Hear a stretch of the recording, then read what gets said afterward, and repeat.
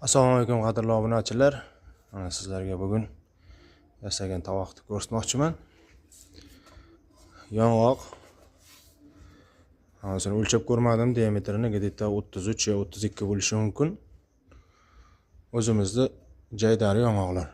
Hech qanaqa Amerika yo dub unday narsa emas, yong'oq. O'zimizda yong'oq osh uchun tayyorlandi bu. Xo'p. Kimgadir kerak bo'lsa, razmeriga qarab 34, 35, 60 desangiz ham, 50 desangiz ham razmeriga qarab yasab beraveramiz. Taxminan shu tovog'imizni 150 ming so'mga qilsa bo'ladi.